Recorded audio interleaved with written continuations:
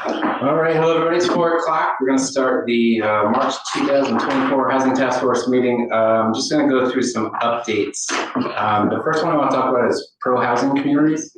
Everybody online can hear us okay? One thumbs up. Okay, Meredith giving up. Let me attempt to share my screen on the MacBook, which is a thing I've never done. Everything comes up unknown.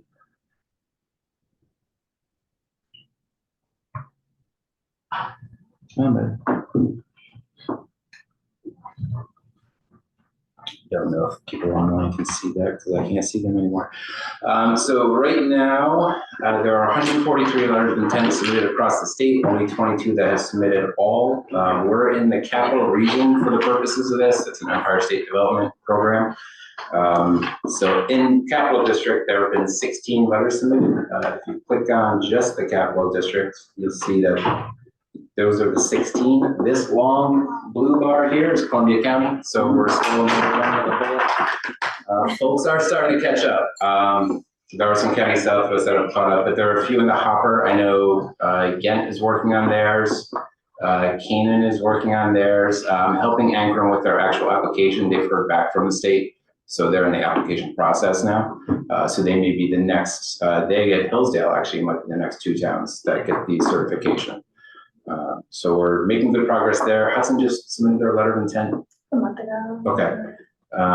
So we're at 7 of 23. So we're getting there. 33%, almost 33% is pretty good.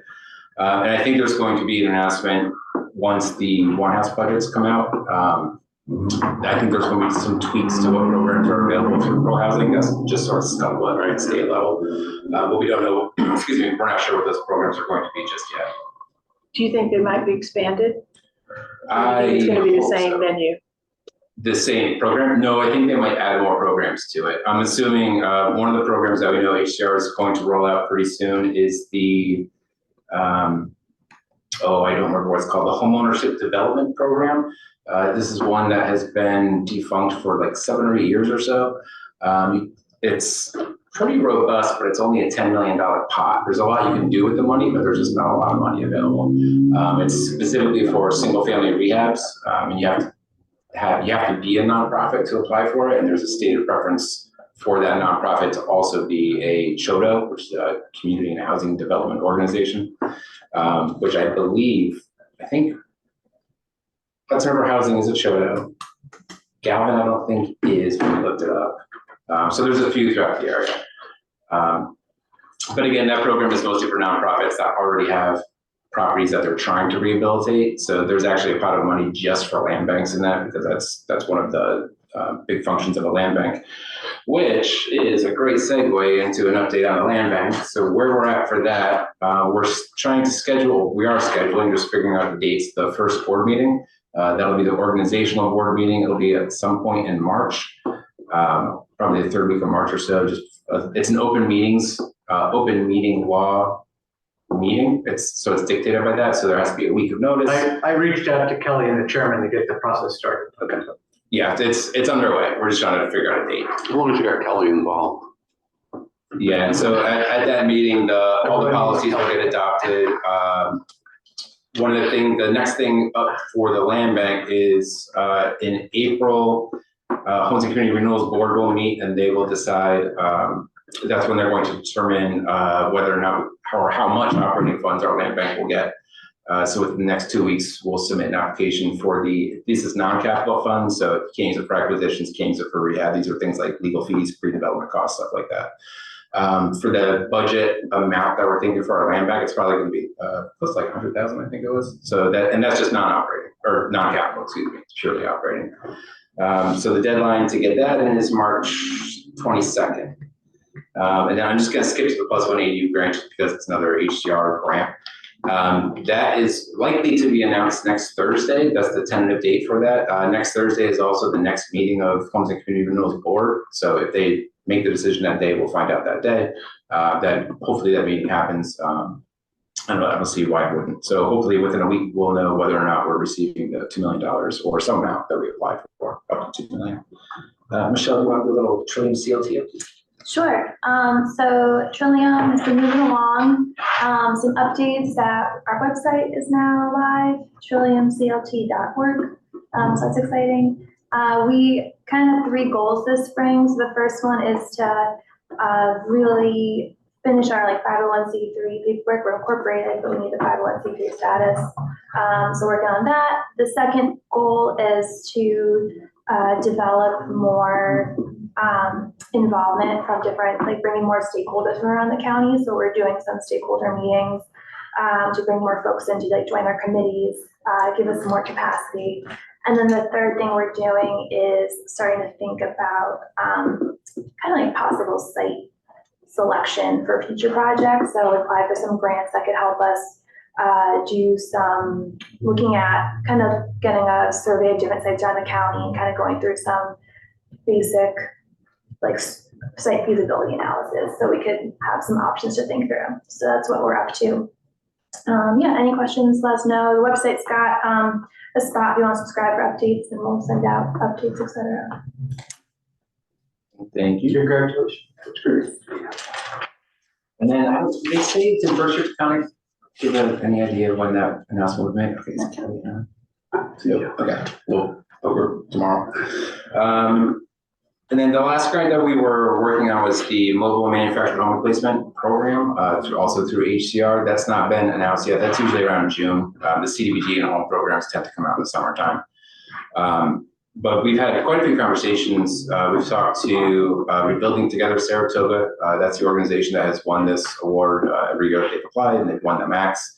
What I didn't know about Saratoga County is it's got the highest proportion of manufactured mobile homes in the state as a county. Who knew? About 20% of the housing units in Saratoga County are either mobile or manufactured homes.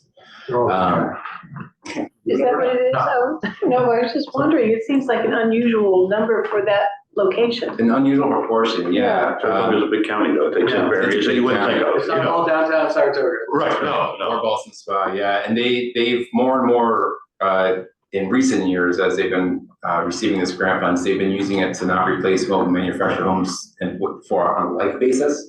They're replacing them with modular homes. Well, I was wondering how much of that percentage is modular.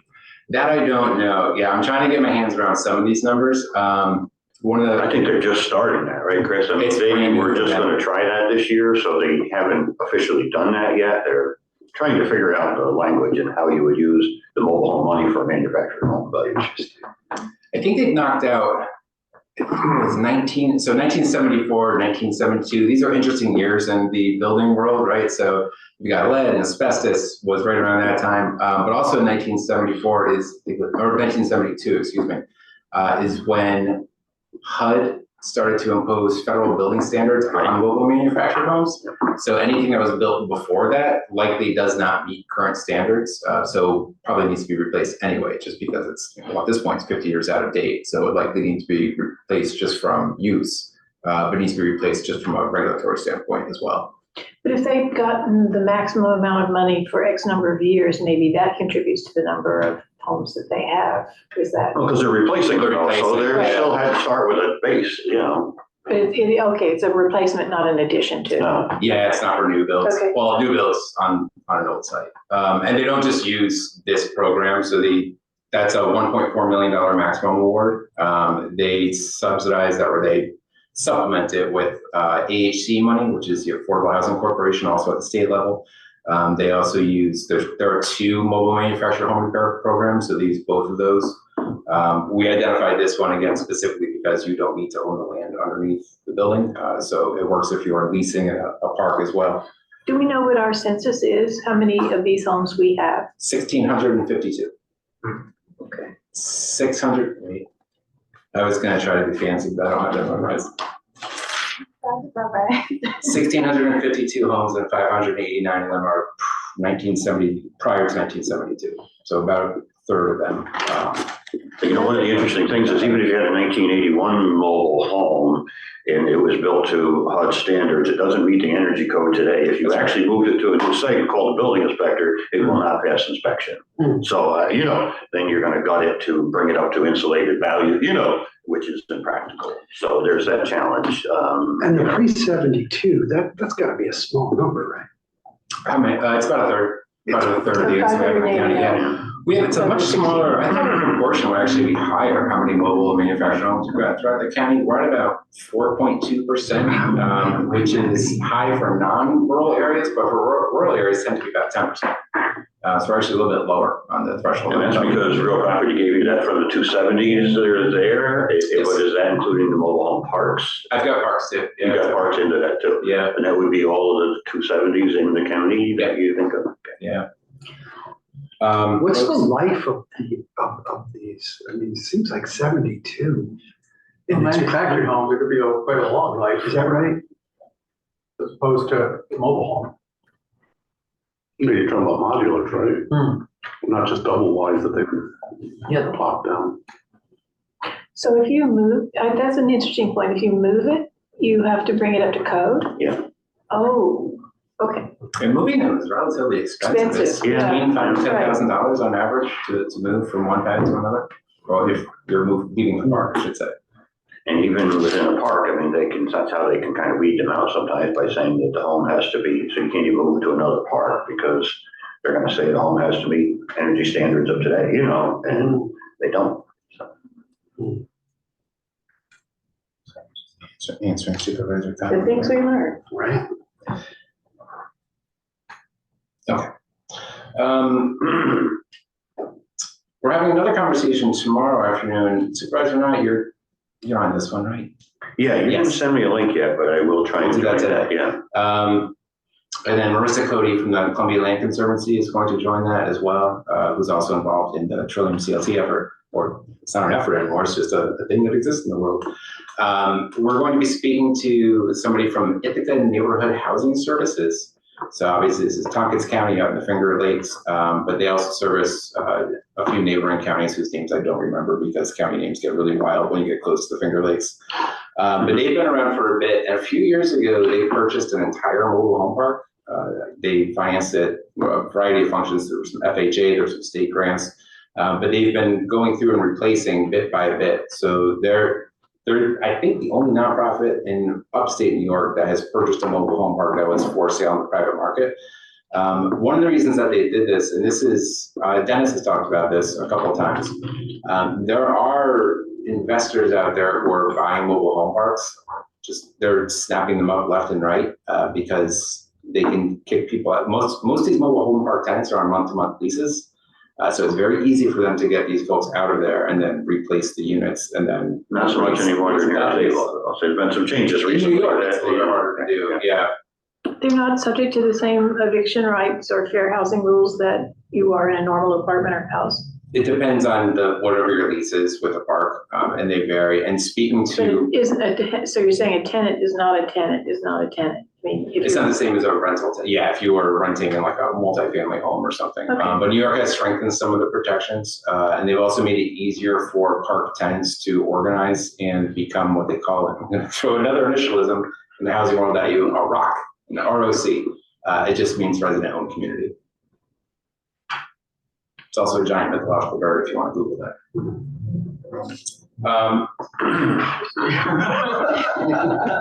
Maybe. Google is a verb. So there's actually quite a bit of interest in mobile manufactured homes at multiple levels. HUD just announced or just released a notice of financial opportunity. This just got released last week. So there's a $225 million pot of money at HUD. I believe 25 of that gets carved out specifically for tribes and native communities. And then there's another 10 million set aside for like a pilot project. So there's a $190 million pot of money that they'll make awards that can strengthen the mobile manufactured home replacement. This is basically a federal version of that. And the minimum award for these is $5 million. So they expect to make about 38 awards. I assume that Ithaca Neighborhood Housing Services will probably win one of those awards just based on the size of the program that they're rolling out in Ithaca. And that's this is non-defederalized CDBG programs. So you would have to deal directly with HUD if you were to win this award, which means you've got to find, plus you also have to be a nonprofit to apply for it. The county would be able to apply for this if we decided that was something, the county decided was something they were interested in. You would need to find a nonprofit partner. You need to find a nonprofit partner who has at least a year experience in dealing with CDBG and home programs. Mike Borges at the Rural Housing Coalition, they've got a list of local program administrators that have interacted with mobile home programs before, so we could shake Mike's tree and figure out who we could partner with if this is something the county wanted to go after. Chris, Yes. just going back to the question about the land tenure of the mobile home, tenants. If we're applying for grants to do replacement, what kind of land tenure are we going to look for the mobile homes? Obviously, a month-to-month lease is not an acceptable, amount of land tenure if you're going to spend the money to replace a unit. Yeah, so the programs come with different, a variety of restrictions or a variety of red tape. It's not restrictions. I think when we talked to Saratoga, if you're going into a park, so the person whose home you're replacing is leasing the land, the park owner, there's a contract that they need to sign. Basically, it kind of ties them into the program. And even if someone were to leave the park for whatever reason, that owner's not going to be able to turn that unit over and then jack up the price. They're pretty much locked in. There's like a period of affordability. There's a version of it that they've got to buy into as part of the program. But it benefits park owners as well, because this particular, the mobile manufactured home replacement from the state level, that money can go into the infrastructure in parks. So park owners themselves can benefit from this grant, not just mobile homeowners or manufactured homeowners, whatever the case may be. Are the manufactured homes roughly the same square footage as the mobile homes? They're all over the place. Yeah, if there's anything as small as 700 square feet and then up to like 1,800 square feet. I was gonna say, you can do 2-story. And when you do manufacturing, manufactured homes, you can do 5 or 6 boxes and put No, them I'm just thinking together. about the well and 5,000 square and the foot. footprint. I'm thinking about all those kind of, We still got those, those would still be the same. okay, Because that's based on bedrooms and that. right. So whether it's a 10 by 10 or 30 by 30, if it's a bedroom. Chances are you're gonna get more bedrooms than a 30 by 30. It depends on how many people are taking showers and doing laundry, right? So that's what it comes down to. Yeah, some of the manufactured homes I've seen out there go up to 3,200 square feet. They vary pretty wildly. And how many mobile home parks? I know we have individual units now, but how many parks do we have? I don't remember how many parks we have. I know how many homes are in parks. It's about 240. But I don't remember how many parks we have. Yeah, And then 15 to 20. That's what I would guess, somewhere Yeah. around 20. I think it turned out that the largest one was actually in Claverick, right? That's like the last keys are. Yeah, so when you look at the boundaries, you assume, hey, this one must be in Greenport, and then it turns out that it's actually in Claverick. There's some really weird carve-outs on the map. And how much outreach is there for these? I mean, not every park owner, I know a few friends of mine who actually own mobile home parks, and believe me, they weren't looking for, they're just looking for the dollars at the end of the day. They're not, they'll flip it in 5 years or whatever.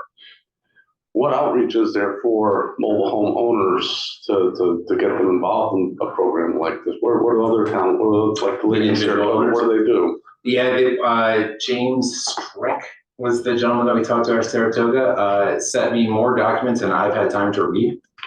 He sent everything to me. So we've got their outreach program, we've got their intake program. So their whole program, which is the program that has won the maximum amount, 3 years in a row. We have access to all of that. So we can kind of work through that. But there is the CDBG programs that Michelle went through at the city. There is a lot of run-up that you've got to do. You've got to demonstrate the need, you've got to demonstrate the interest, you've got to demonstrate that there are enough people that are going to take advantage of the program should you win the grant award. This will be the same exact thing. And I think this outreach goes to both park owners and homeowners.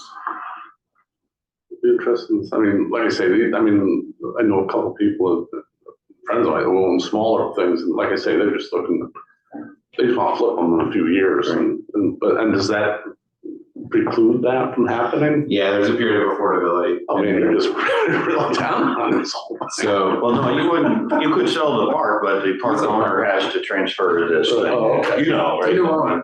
Yeah, okay. yeah, they can still get out from under it, but it would just, it's like a deed restriction, right? So we just follow or purchase the park next.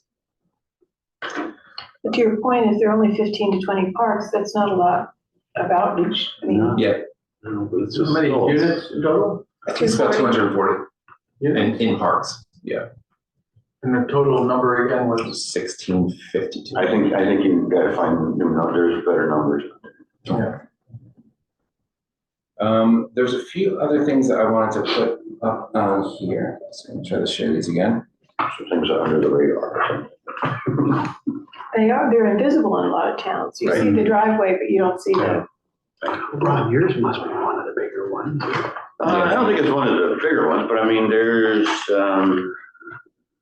65 or 70 homes there, you know. Is it called Highland?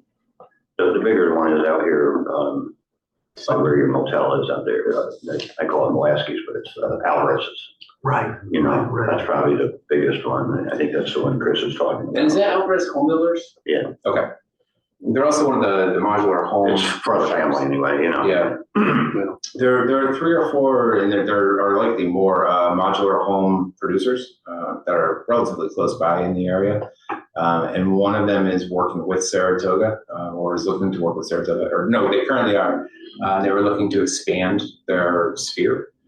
So it's possible that we could move into those guys too. And they're one of 2 or 3 vendors that Saratoga uses, and they said they're very happy with them. But that's modular homes, not manufactured homes, which, you know, modular is basically a version of manufactured. So this is the park that the Ithaca Neighborhood Housing Services purchased a few years ago. So it's 138 pads. I'm not sure how many active units there are in there. It doesn't look like all the pads are actually activated. But they're pouring a ton of money into this over the past 3 or 4 years.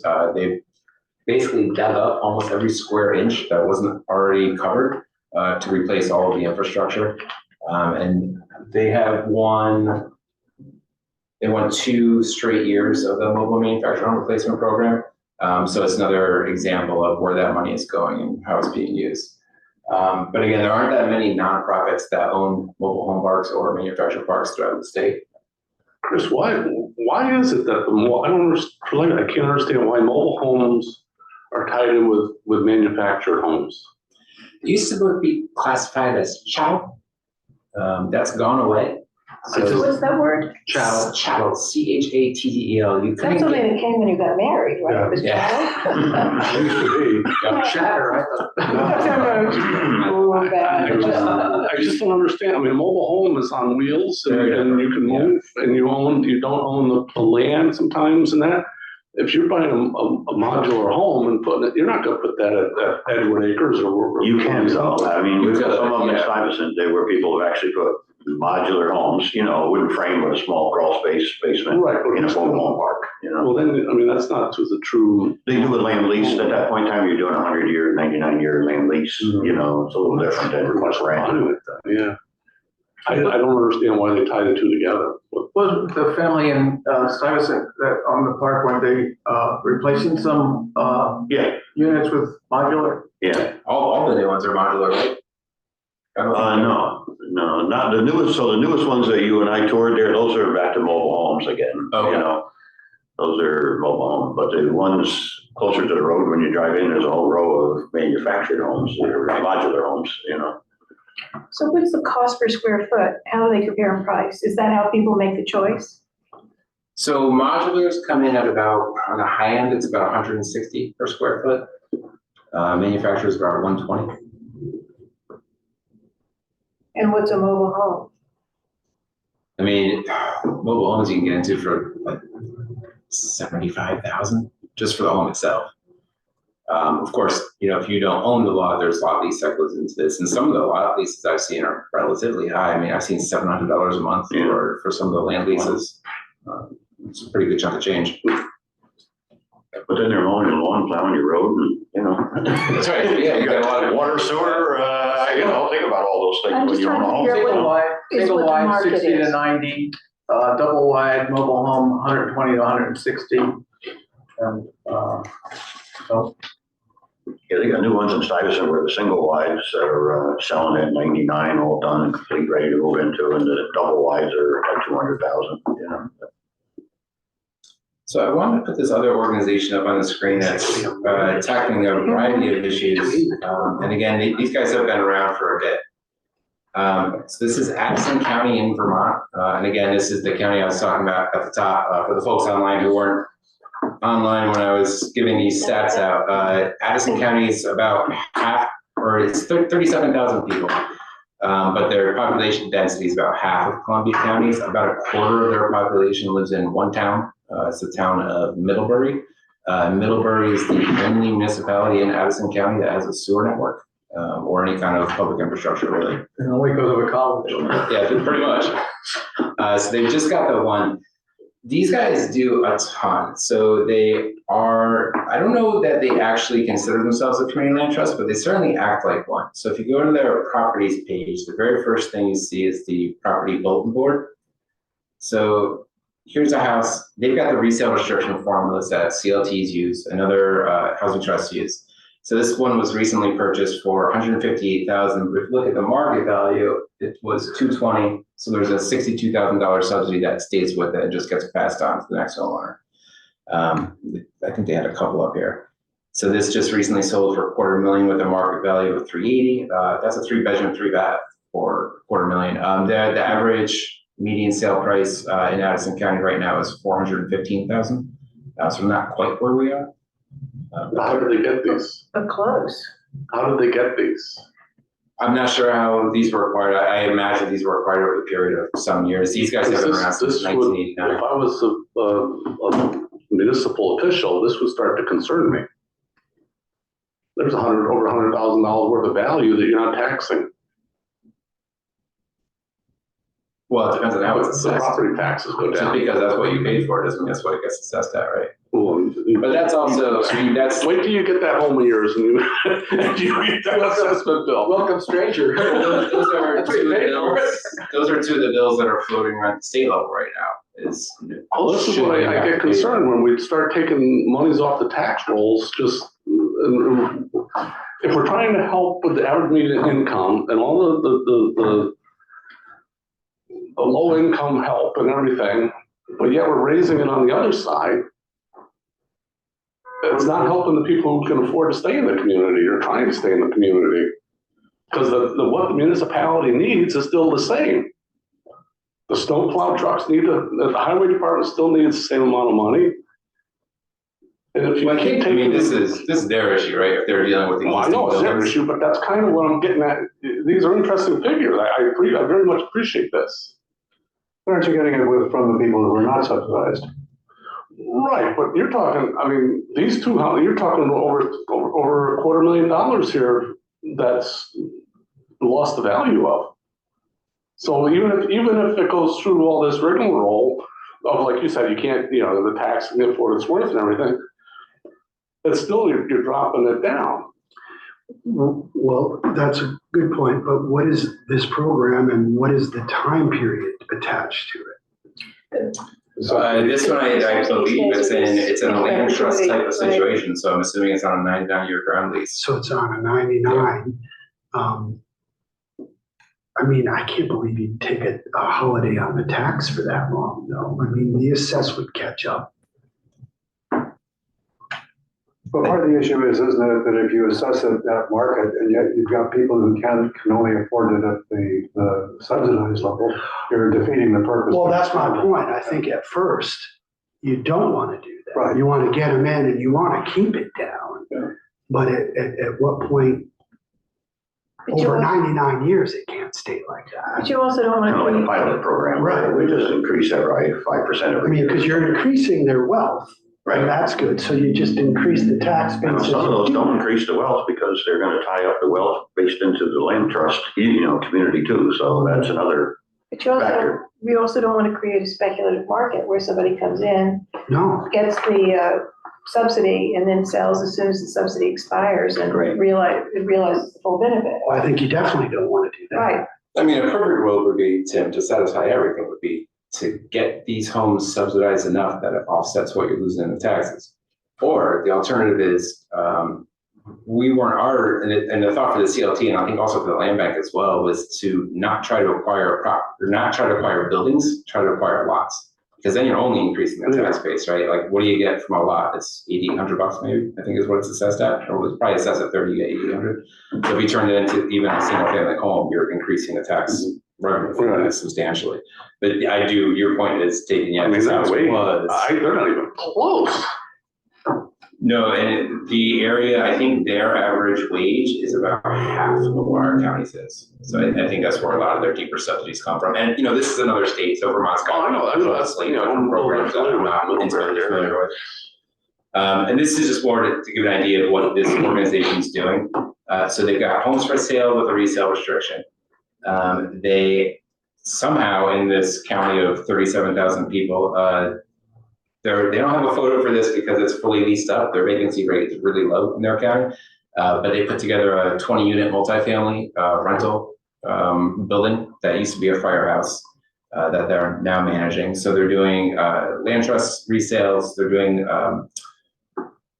low rent apartments. They do have, I believe, 4 different mobile home parks that they own. 9, excuse me. They own 9 different mobile home parks that are a variety of mobile, manufactured, and modular. Let's see if I can pick one of them.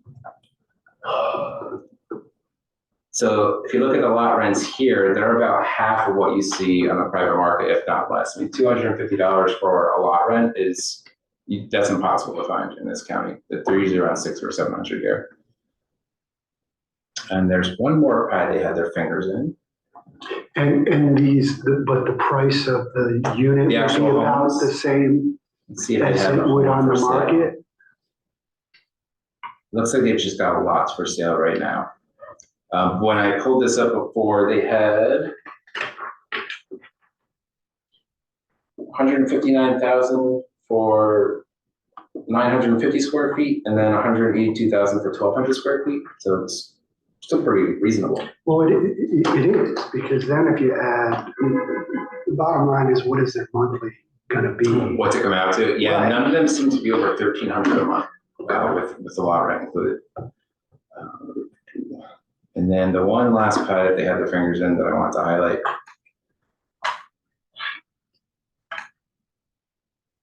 They have a shared equity program. So they call it the Homeland Program. I think this is Vermont specific. There are versions of shared equity programs in New York State, but what they do is they'll take 20% of the purchase price of the home, and they just knock that off the front end if you agree to participate in the resale formula, right? So it's kind of like a voluntary CLT property. You buy the house and you say, I'll take a discount on it up front, but on the back end, I'll earn less equity. So it's a way to kind of subsidize the down payment even further. We don't have anything like that in New York that I'm aware of. And I don't know enough about this to have an opinion on if we should or We're not. get people to do it, but I don't know. Yeah. I guess it's possible. But there was an interesting conversation that Michelle and Marissa and I had with Sue Connor, who is the executive director of the Albany Community Land Trust, and I forgot Christine's last name. Christine Schutte from Capital District Habitat. And we asked them a version of that question. We said, hey, one of the things we hear the most when we talk about CLTs, like one of the big pieces of feedback we receive is, well, it doesn't seem fair that people can't get as much from their home sale as people do on the private market. And they both, I wouldn't say they scoffed, but it certainly wasn't new to them. They've heard this, throughout their careers. Sue's been doing that for 30 years, 35 years. Sue Connor's been there for quite some time. She said that no person that has purchased a home from them purchased it with any kind of expectation that when they sold it, they would get a windfall or it would be, kind of wealth building. It was just, they just wanted a home or they needed a home. And I think that holds true with all the conversations we've been having with like the variety of CLTs. They've all pretty much said something similar. There was a presentation about this at NISAC. They were talking about this last week or the week before, and they were saying that exactly what you said, that people were looking for immediately. We're looking for housing, but they also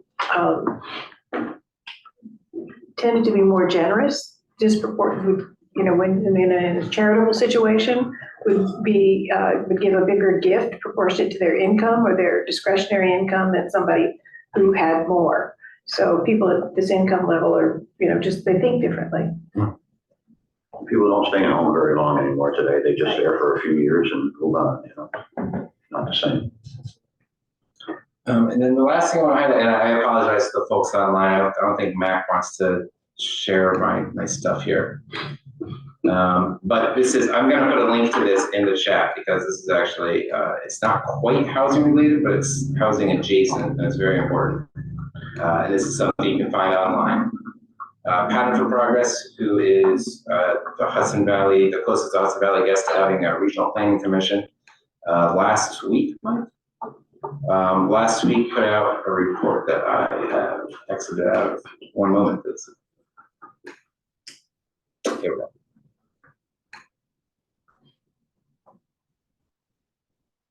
And this report's going to be kind of the keynote of their meeting in April, right? Or that presentation in April. I'm not sure, well, the April 3rd one? Yeah. So the April 3rd is a county leaders meeting, so Is that there's what people, it is? yeah, Okay. they've got people from 3 or 4. This is a lead article in our e-news this week. So this is their big report for the beginning of 2024. I'm sure they'll have another one throughout the rest of the year, a few more throughout the rest of the year. It's interactive, so printing it out isn't super helpful. But if you go to their website under reports, it should be the second one that's listed. And I just want to hit on their there's a cool little dot map that they've got on here. It's much farther down than I remember it being.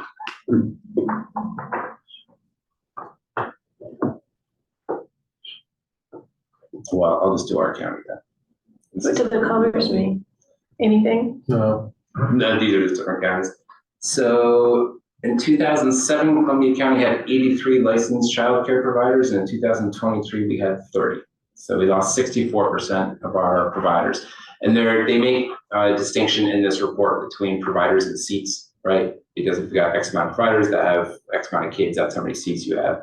And seats have gone down quite a bit as well. So in 2023, there are 1,204 seats that are licensed seats. And there are 5,100 children under the age of 10. So there's 0.23 seats per child under the age of 10. And they go through this, obviously they go through this in greater detail. It's a pattern report, so it gets very detailed as you go through. But the UPK, the impact of UPK comes up, universal pre-K, how many kids that took out of childcare, and those kids were, I don't have kids, so I'm going to commodify children really quickly. Those kids are worth a lot of money in the childcare world, and once you take them out, it really crippled a lot of the smaller childcare providers. We have the biggest loss of any county by far. We do. Now, we have quite a good subsidy program, Right. as Mike knows. So ours was more of being able to afford to operate. I mean, which is why we were trying to work with different daycare providers to see if we could keep them viable. Right. Because our subsidy, it follows the child. So that's curious. So I'm just going to put the link to that report in the chat for folks, or try to. You don't like macros. But this has also been cited in somebody's workforce development report, right? That this is one of the reasons that people haven't returned to work, because there's a negative associated with it. Childcare is equivalent to or more than what their salary would be, and so it's an incentive to return to work. And it's, it ties into housing and workforce. Bigger companies that have to bring in a lot of employees, that's one of the first questions that they have, or first two questions they ask for: what's housing like, what's childcare like? And if you're going to give them an honest answer right now, you have to say it's kind of bleak.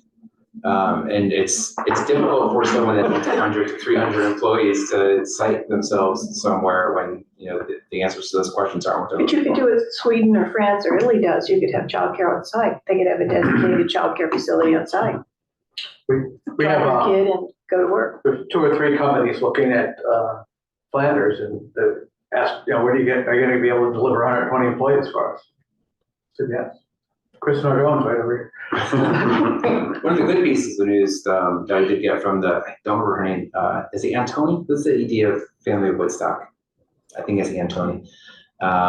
She said, because we mentioned that some of our schools, because our school enrollment has constricted so much, that there have been some ideas floating around there, maybe we could put childcare in the schools. And I was said, how does that work with New York State education? And she said, it's fine.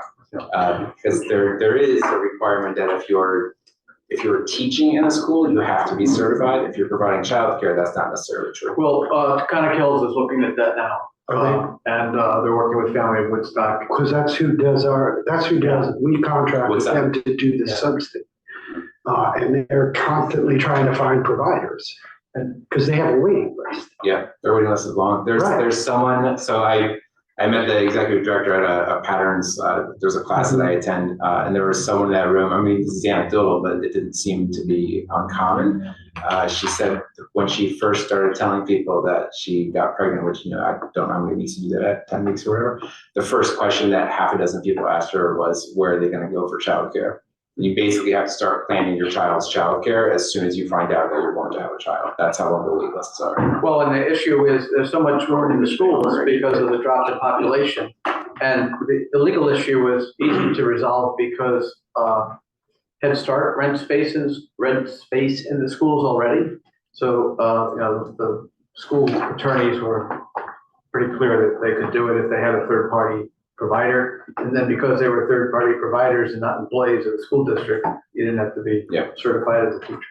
I think right now the statistic that they told us at that meeting was if you're two people and you've got two kids and those kids are childcare age, your average payout just for student loans and childcare is $3,000 a month before you take anything else out of your budget. Unless you come in and get your eligibility determined, because this goes up well above the federal poverty rate. I think it's like 20%. Yeah. So, you know, that's the problem, is getting that known and then determining their eligibility.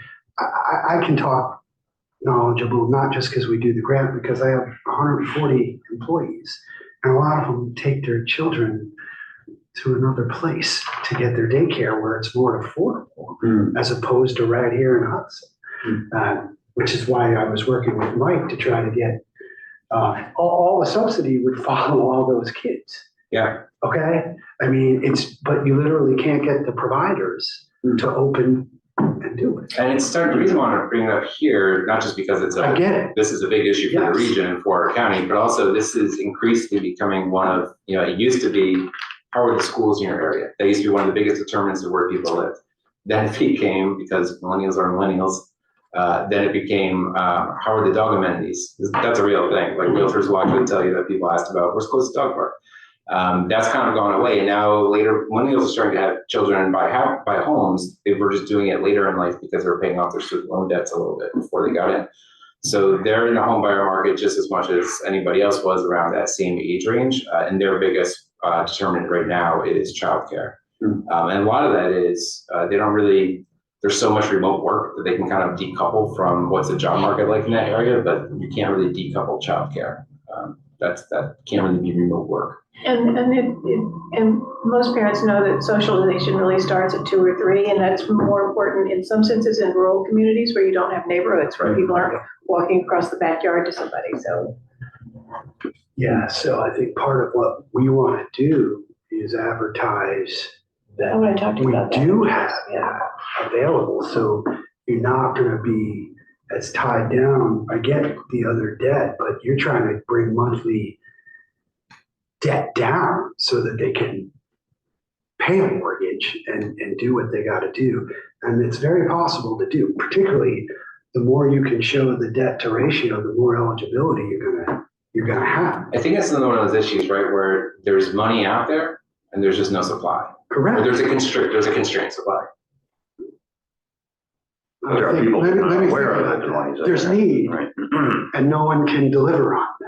Right, You're just right. the providers. Yes. Is the Taconic Yes. program a pilot program, or is this an initiative on the part of the Taconic School The District? school district. Yeah. So if this were to work, we could take this to the other school districts. That'd be fantastic. But then you're gonna have the stress of finding that expanded pool of caregivers. But then that's much easier than finding a caregiver who also wants to be a small business person who also lives in the same space. Is there a workforce development? Well, the college has a certification program. Yeah. Workforce board in the college has created a program where you can go and get It's just certified getting this number. on a certificate program. The college has a workforce development board. So Well, the county has a workforce board, but the college and the workforce development board have a program already established to train people to do it in their own home. and they can be the provider.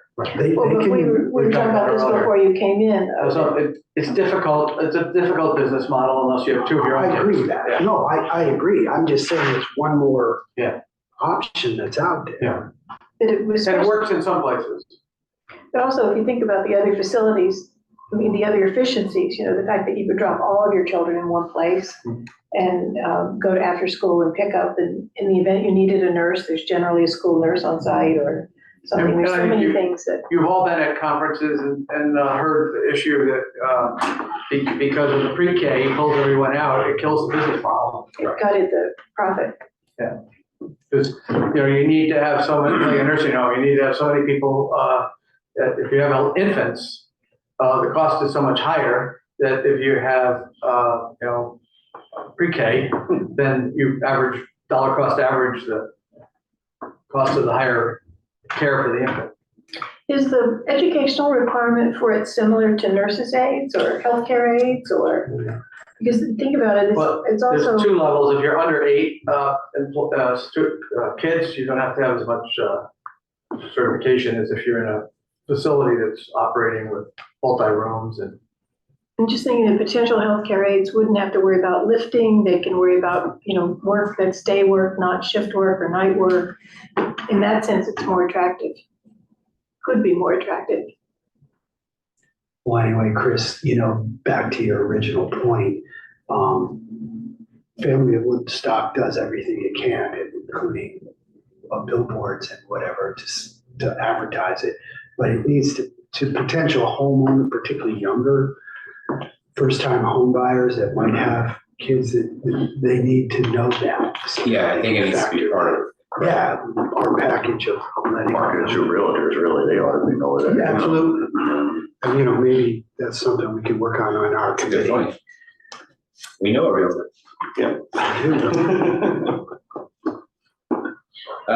That's all I've got. I'm gonna open it up to the public, but I actually want to put one or two members of the public on the spot. Harry Franklin and Charlene Payton, how are you guys doing with a new multi-town task force? You are muted if you're listening. There we go. Did you have a question for me? I'm sorry, Chris. Yeah, is there anything the Housing Task Force can do to help you and Harry with what you're trying to do in your neck of the woods? Well, at this point, I'm not sure. I'm just still gathering information and reporting to our town board. And I also have to say that I'm having a hard time really understanding not understanding, but hearing your what you're saying on this call. So a lot of lost on me. I think the audio is very difficult. Is that true for everyone? I thought we solved our audio issues. I'm sorry. I can't even hear the question. Should be fine. Anybody who's not here, please raise your hand. All right, so it's a comic and that is counted. All right, does anyone else from the public have anything? Anyone else from the task force have anything? It's 4:50. All right, I will circulate the link for the childcare report, and I'll circulate that to everybody that was on the meeting if anybody wants to take a look at it. Again, you can't really print it out. It's a kind of an interactive one, so you just have to watch it on your screen. But there's really vital information in there. And I guess we can adjourn. Thank you. Thank you. Thanks, Just one everyone. more quick thing.